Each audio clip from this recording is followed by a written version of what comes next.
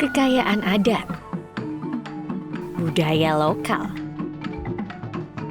gerak gemulai masyarakat Toba.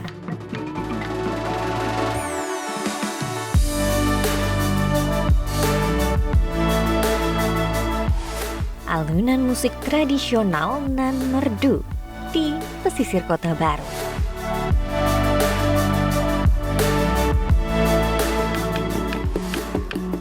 Lincah dan gesit, cerminan seni bela diri Muna.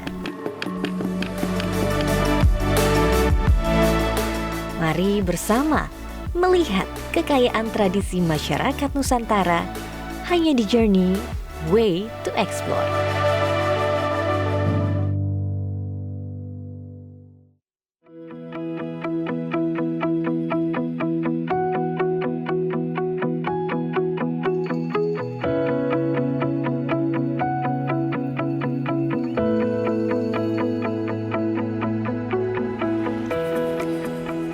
Destinasi wisata dengan pesona alam lainnya di Sulawesi Tenggara, yakni Pulau Muna.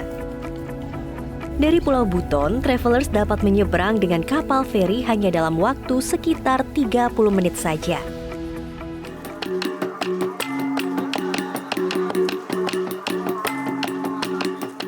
Seni dan budaya yang dimiliki Pulau Muna ialah silat, atau yang biasa disebut dengan Ewa Wuna. Saya pun disambut oleh perguruan silat Liagari dari Desa Parida, Kecamatan Lasalepa. Ewa Muna ini merupakan seni bela diri dengan teknik khas yang dipergerakkan mulai dari anak-anak hingga orang tua. Jadi itu dia tuh tradisi pencak silat khas Muna. Jadi di sini tuh pertunjukannya tuh saat acara-acara tertentu saja, seperti pernikahan, lalu juga ada tradisi karya, ada juga syukuran, dan saya lihat juga nih di sini pemainnya tuh menggunakan senjata. Diiringi oleh musik rambu Wuna, silat ini memiliki kandungan spirit, kearifan lokal, hingga sikap hidup. Dalam berlatih, anak-anak membutuhkan waktu berbulan-bulan sampai mahir menguasai pergerakan silat. Saat sudah mahir, maka pelatih akan memberikan penguatan secara batiniah sebelum turun ke lapangan. Ewa Wuna ini kerap tampil dalam acara resmi ataupun proses adat.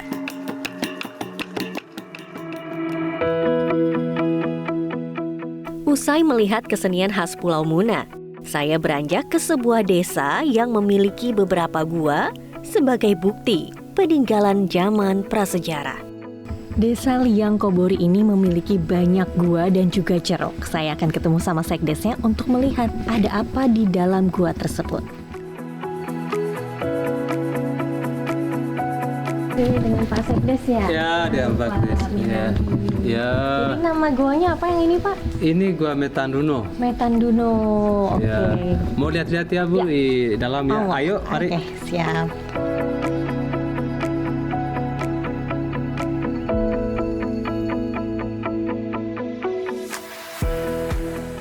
Wah, ternyata gua ini menyimpan bukti peninggalan prasejarah seperti lukisan di dinding.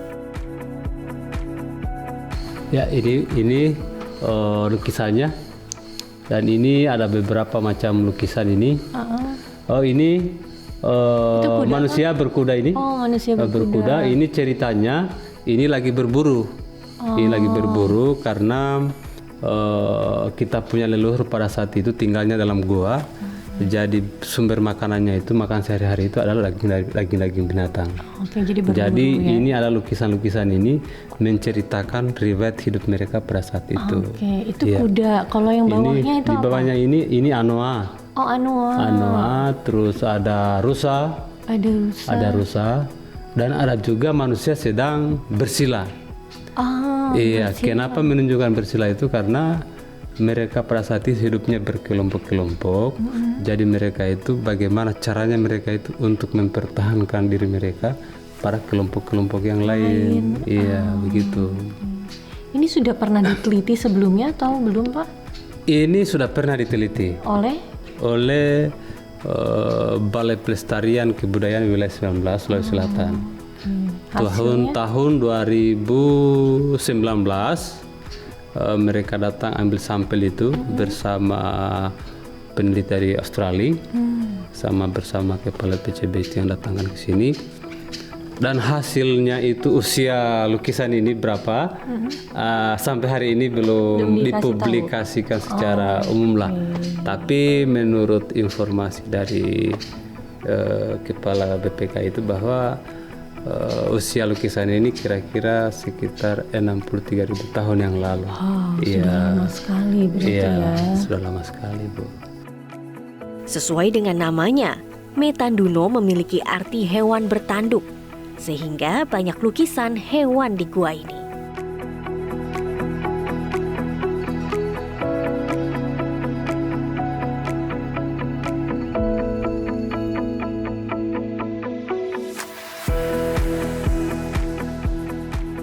Selanjutnya saya pun diajak Pak Sekdes untuk melihat liang Kobori yang masih berada dalam satu kawasan.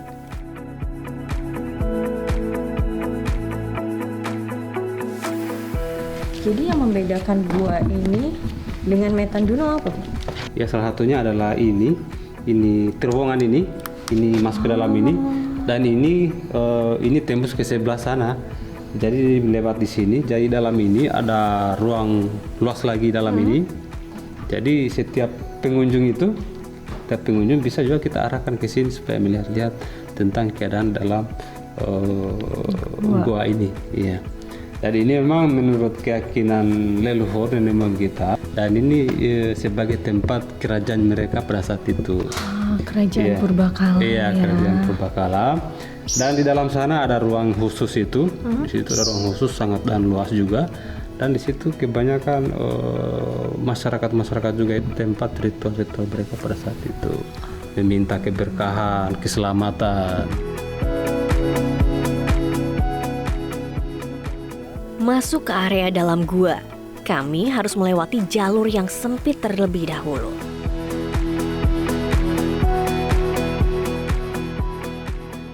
Ini tidak ada lukisan, tetapi sesuai dengan kepercayaan nenek moyang kita leluhur bahwa di dalam itu sebagai tempat perlindungan, tempat ritual untuk yang sering dilakukan sekarang ini. Karena memang seperti apa yang saya ceritakan tadi, bahwa ini adalah sebagai gua ini adalah tempat kerajaan mereka pada saat itu. Beginilah suasana ruang bawah tanah liang Kobori.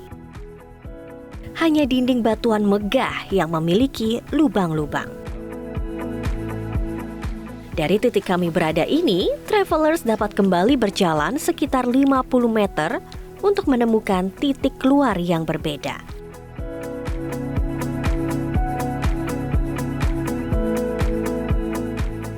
Kembali ke area luar gua, masih terdapat banyak lukisan purbakala loh travelers. Menurut warga setempat, liang Kobori memiliki arti gua berlukis. Wah, di sini lukisannya lebih kecil-kecil ya Pak ya? Iya, lebih kecil-kecil lukisannya ini perahu. Iya, ini perahu nih yang beda sendiri. Iya, perahu. Ini saya ngeliat kayak laba-laba bukan ya Pak?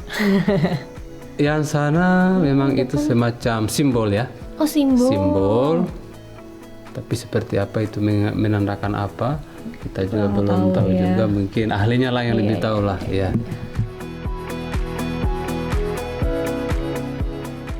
Untuk membuat lukisan tersebut, manusia prasejarah menggunakan racikan seperti tanah liat, darah hewan, lemak hewan, serta getah pohon.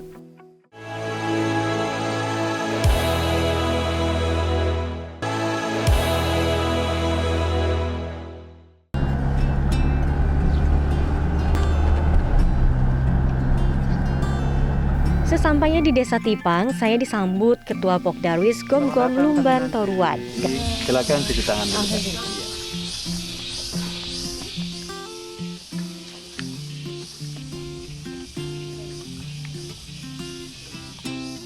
Setibanya, kami langsung menuju ke Benteng Batu Harbangan.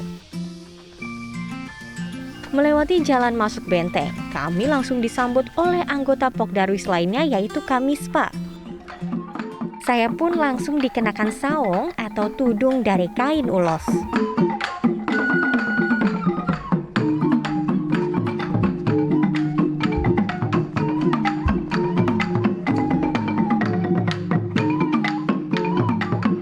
Alunan musik si Hutur Sanggul dari Sanggar Seni Daloy Tipang mengiringi tarian tortor yang menyambut kedatangan saya. Menariknya, yang menyambut saya adalah anak-anak. Bersama Bang Gom-Gom, saya pun ikut mencoba gerakan tari tortor.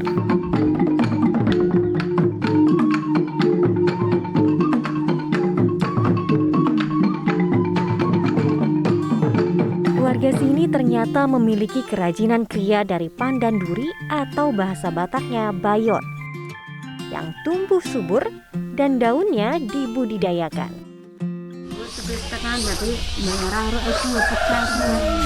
Halo Ina. Halo juga Ina.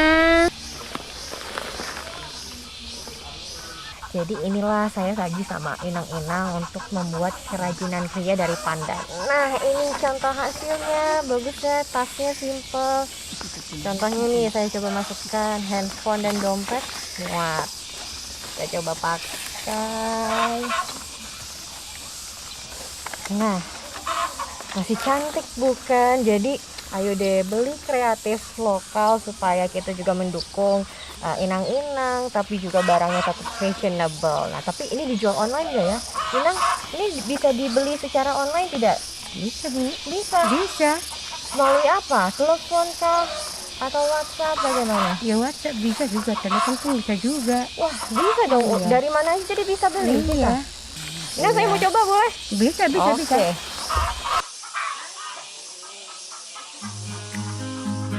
Kami kembali berkeliling desa.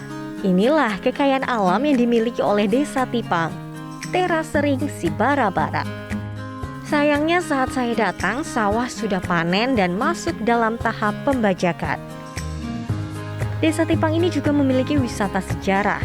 Travelers dapat melihat sarkofagus atau kuburan batu dari para leluhur marga yang usianya sudah ratusan tahun. Contohnya saja, Marga Manalu, Nababan, Purba, dan Simamora. Dan ini namanya sarkofagus Opung Raja Idilu, Marga Manalu. Opung ini termasuk salah satu generasi awal di kampung ini. Kalau perkiraan keluarga, sarkofagus ini berusia sekitar 300 ke 400 tahun lebih, kurang lebihnya. Pada dasarnya sih sarkofagus ini tidak berwarna polos dia. Yang origin itu warna batu biasa, batu alam. Sudah berada di desa yang cantik, tak lengkap jika tidak menikmati pesona alamnya. Terdapat air terjun Sigota-gota yang terlihat dari Desa Tipang, seperti mata air di tengah bukit. Ditemani kakak-kakak Pok Darwis, saya pun harus trekking dan berjalan kaki sekitar 15 menit terlebih dahulu. Jadi ini ya Bang ya, Sigota-gota itu ya Bang ya? Iya, air terjun Sigota-gota. Sungainya Sibultak-Hoda. Bang, ini kan menjadi salah satu daya tarik wisata alam yang Betul. ada di Desa Tipang. Bagaimana dampaknya setelah mendapatkan anugerah Desa Wisata Indonesia? Melihat peluang ini, Pok Darwis menjadi terberdayakan. Air terjun Sigota-gota ini sangatlah sejuk. Pas sekali untuk bermain, membasuh kaki ataupun tangan. Ya, itulah sedikit perjalanan saya di Desa Tipang. Jika travelers ingin tahu lokasi desa wisata lainnya di lain tempat, silahkan kunjungi laman indonesia.travel, Instagram di pesona.indonesia, atau Pesona Indonesia untuk TikTok. Danau Toba begitu cantik adanya dari segala sisi. Desa wisata dengan budaya yang kuat,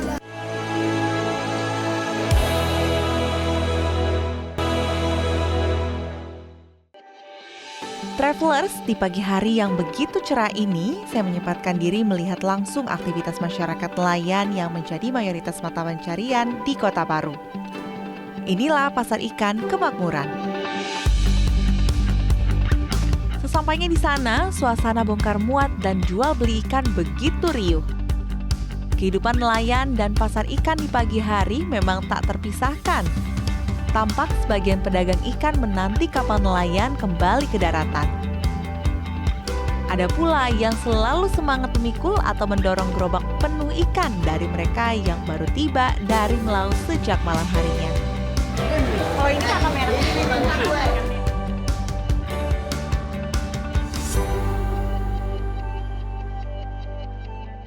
Tak hanya nelayan, daerah pesisir juga merupakan surga bagi para penderes nira yang menggantungkan hidupnya dari gula aren. Sebagian warga di Kota Baru pun juga menjadi petani aren. Gula aren diproduksi dengan cara yang masih sangat tradisional. Saya sempat menjumpai Puah Bahar yang sehari-harinya menderes nira sekaligus pembuat gula aren. Mata pencaharian lainnya bagi warga yang bukan tinggal di wilayah pesisir, salah satunya adalah memproduksi gula aren. Nah, kegiatan ini bisa juga menjadi destinasi wisata bagi Anda travelers yang suka ataupun penasaran dengan aktivitas dari warga lokal. Karena tidak hanya melihat, tapi kita juga bisa ikut dalam proses pembuatan gula aren ini. Nah, saat ini prosesnya adalah setelah nira dikumpulkan dari pohon, setelah itu dimasukkan ke dalam wajan dan kemudian dimasak menggunakan tungku tradisional, dan ini harus diaduk terus-menerus ya Pak, selama berjam-jam sampai mau diangkat ini? Sampai mengental seperti ini, sudah mengental. Setelah itu akan dimasukkan ke dalam cetakan dan didiamkan beberapa menit. Setelah itu gula aren pun siap untuk dijual. Berkunjung ke Kota Baru rasanya tidak lengkap apabila belum menyambangi salah satu kampung tradisional suku Bajau. Saya senang sekali nih dapat kesempatan pergi ke kampung suku Bajau di Desa Rampa, Kecamatan Pulau Laut Utara, Kabupaten Kota Baru. Lebih dari 8.000 jumlah penduduk tinggal di Desa Rampa yang mayoritas berprofesi sebagai nelayan. Di sini saya melihat berbagai kearifan lokal dan kegiatan yang dilakukan oleh warga suku Bajau sama. Salah satu suku yang paling banyak tersebar di wilayah kepulauan adalah suku Bajau. Nah, beruntung saat ini saya mendapat kesempatan untuk mengunjungi salah satu kampung Bajau yang ada di Kota Baru, Kalimantan Selatan. Ternyata ramai dan juga luas banget kampungnya. Saya akan mengajak Anda, travelers, untuk mengunjungi dan melihat bagaimana aktivitas sore di Kampung Bajau, Kalimantan Selatan ini. Tapi saya nggak sendiri karena saya ditemani oleh seorang guide, yaitu Bang Fitri. Ya. Bang, langsung aja yuk, ajak saya untuk muter-muter lihat di Kampung Bajau ini. Ayo kita. Langsung aja Bang. Bang, tapi sebetulnya apa sih yang menjadi daya tarik dari wisatawan untuk berkunjung di sini? Karena di sini Kota Baru ini beda dengan kabupaten lain ada di Kalimantan Selatan. Kita ada 13 kabupaten di Kalimantan Selatan. Suku Bajau ini cuma ada di Kabupaten Kota Baru, sehingga merupakan daya tarik sendiri bagi masyarakat luar. Keunikannya mereka ini mempunyai suatu ritual upacara adat selamatan laut yang biasa mereka laksanakan 1 tahun sekali. Uniknya ada kan kepala adat itu namanya Sandro. Sandro itu begitu menancapkan seperti bambu ancak, dikasih air, areal ancak ini semua air itu jadi tawar semua. Mereka pada lompat ke laut untuk mengambil air itu cuma sekian menit. Air itu diharapkan menjadi penawar kesembuhan, kesehatan dan macam-macam bagi mereka. Itu uniknya di sini. Memang suku Bajau itu warganya lebih banyak tinggal di atas laut begini. Iya. Mereka aktivitas harian, hari-hari mereka ya hampir mayoritas semuanya lah 100% itu mereka di laut. Ya kalau sore seperti kita lihat tadi ibu-ibu tadi kan, mereka aktivitas di depan rumah, anak-anak ramai apa segala.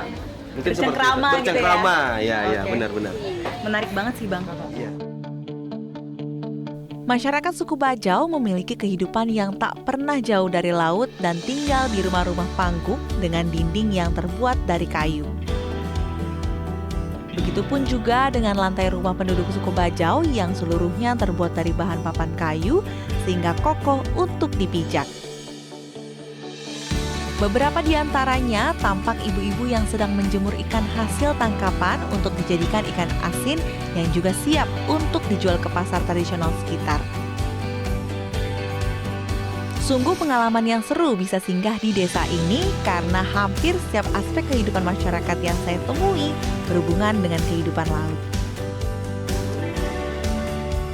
Karena tinggal di perairan laut, kegiatan sehari-hari suku Bajau didukung oleh transportasi air berupa perahu. Perahu-perahu biasanya terparkir di pelataran rumah mereka. Selain sebagai alat transportasi, perahu-perahu juga digunakan oleh masyarakat suku Bajau untuk mencari nafkah. Usai memancing ikan di laut, aktivitas warga di Kampung Bajau ramai sekali. Banyak kegiatan yang dilakukan oleh suku Bajau. Apabila beruntung, Anda bisa juga menjumpai upacara adat suku Bajau sama dengan tradisi yang mereka miliki. Sore hari, sembari berjalan menuju jembatan baru di Kampung Bajau ini, dari kejauhan terdengar lirih suara nyanyian dan musik tradisional masyarakat Bajau.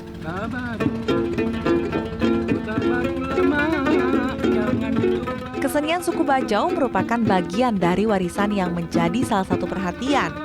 Seperti misalnya musik alahai yang merupakan musik tradisional suku Bajau sama di desa Rampa ini. Senandung alahai yang dipopulerkan oleh Muhtar Wangi menggunakan alat pusing panting ini biasanya dinyanyikan untuk menemani saat mencari ikan. Inilah yang menjadi suatu hiburan bagi setiap tamu yang berkunjung. Seru sekali pengalaman saya hari ini di Kampung Bajau yang ditutup dengan alunan merdu lagu dan musik tradisional yang merdu. Begitu banyak hal menarik yang tentu saja dapat dikemas menjadi objek wisata yang menarik.